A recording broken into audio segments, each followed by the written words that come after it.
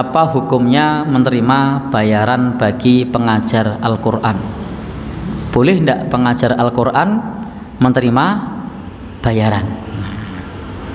Ini pertanyaan guru TPA, karena tiap hari mengajar Al-Quran, dan kita perlu memberikan satu apresiasi kepada pengajar Al-Quran, karena termasuk yang disebutkan oleh Nabi, khairukum man ta'allamal Qur'an wa 'allamahu. Sebaik-baik kalian adalah orang yang belajar Al-Quran dan mengajarkannya. Dan ustadz yang paling berjasa antara lain adalah pengajar Quran. Antara lain adalah pengajar Quran.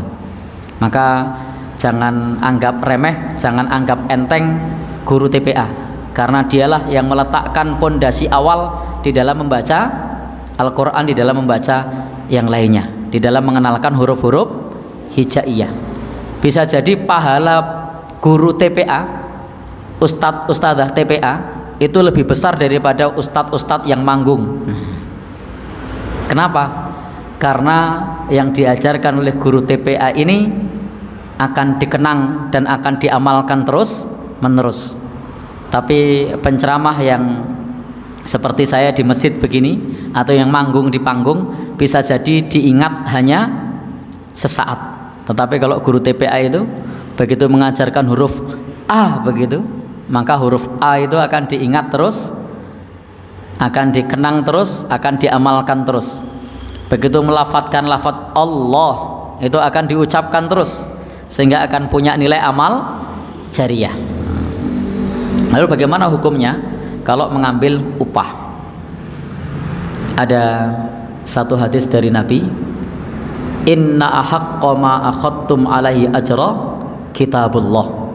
Sesungguhnya yang paling berhak, yang paling pantas kalian ambil upahnya adalah kitab Allah. Jadi boleh menerima upah, menerima bayaran dari mengajarkan Al-Quran, karena Nabi mengatakan sesungguhnya yang pantas kalian ambil upahnya adalah kitab Allah. Tentu upah di sini ketika kita tidak pasang tarif, karena itu termasuk hadiah, termasuk pemberian, termasuk penghargaan kepada yang mengajar Al-Quran. Sehingga silahkan untuk diterima ketika diberikan penghargaan. Dan dulu para sahabat Rasulullah SAW yang mengajarkan Al-Quran itu juga dapat atoya, dapat hibah, dapat pemberian. Dari mana? Dari Baitul Mal. Maka kalau ada Baitul Mal, kas negara yang digunakan untuk menggaji guru Al-Quran, maka ini satu hal yang baik. Sebagaimana dulu di Baitul Mal itu memberikan kepada orang-orang yang mengajarkan ilmu agama. Jadi Baitul Mal memberikan. Maka sama juga kalau ada orang yang memberikan penghargaan kepada guru Quran atau guru ngaji, baik itu Baitul Mal atau lembaga sosial, atau juga selain lembaga sosial misalnya pribadi dermawan yang kemudian memberikan kepada pengajar Quran, maka itu boleh diterima. Yang tidak boleh itu adalah menyembunyikan ilmu. Ini tidak boleh. Jadi menyembunyikan ilmu itu tidak boleh. Kenapa? Man katama an ilmin, barang siapa yang menyembunyikan ilmu, maka aljamallahu bil jami minan nar, akan dikekang oleh Allah dengan tali kekang dari api neraka. Kenapa? Menyembunyikan ilmu. Pak, saya diajari ngaji, wani piro. Kalau boten gada arto, rasa ngaji ro aku.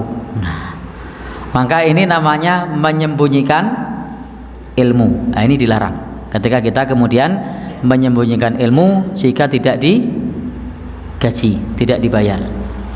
Demikian pula di dalam Al-Quran, Allah Subhanahu wa Ta'ala berfirman, orang-orang yang menyembunyikan ilmu itu akan dilaknat oleh Allah.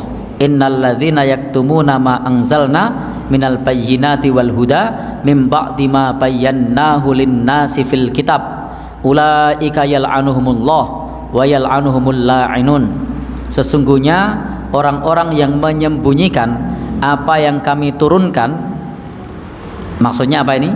Kitab suci, dan berupa penjelasan-penjelasan dan petunjuk, maka mereka itu dilaknat oleh Allah dan dilaknat oleh orang-orang yang melaknat.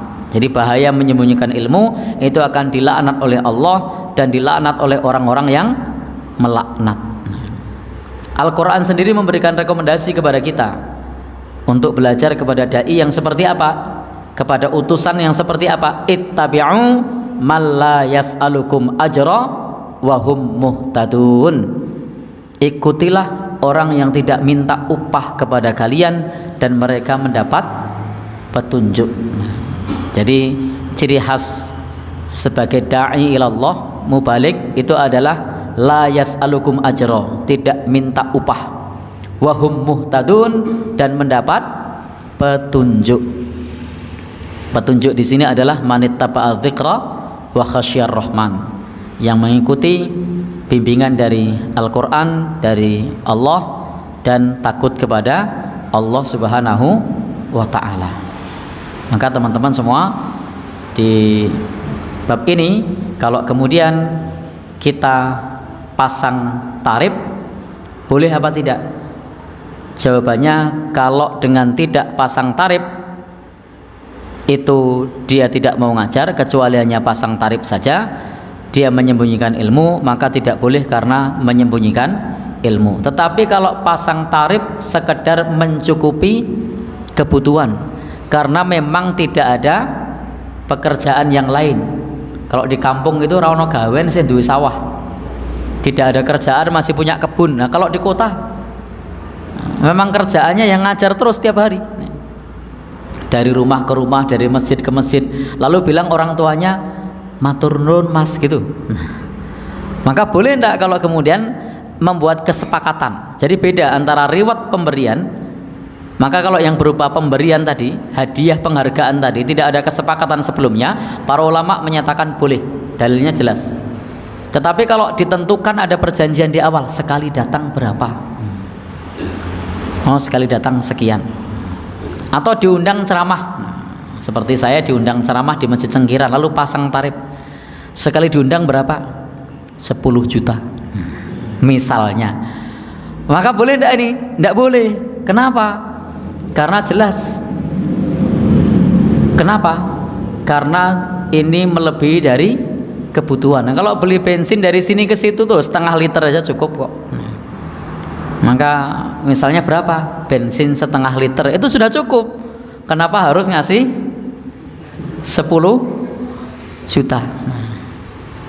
Maka ini jelas tidak tidak tepat. Nah, para ulama berbeda pendapat. Ulama madhab Hanafi, ulama madhab Hambali itu menyatakan pasang tarif, kesepakatan gaji itu hukumnya haram. Tetapi ulama madhab Maliki dan ulama madhab Syafi'i membolehkan jika sebatas untuk memenuhi kebutuhan. Maka kalau mau pasang tarif, maka lihatlah pantas atau tidak, wangun opo ora. Nah, kalau masih dalam batas wajar karena memang tidak punya pekerjaan yang lain, sekali datang berapa misalnya 50.000, itu masih wajar, masih normal. Tapi kalau sekali datang berapa? Tadi saya bilang berapa? 10 juta. Nah, maka ini jelas tidak pas, karena jelas itu tujuannya memperkaya diri sendiri, dan dakwah itu bukan untuk memperkaya, tetapi sebagai tugas mulia menyampaikan ajaran dari Allah Subhanahu wa ta'ala. Dengan menyampaikan penuh keikhlasan, insya Allah mendapat pahala dari Allah Subhanahu wa ta'ala. Wallahu alam bishawab.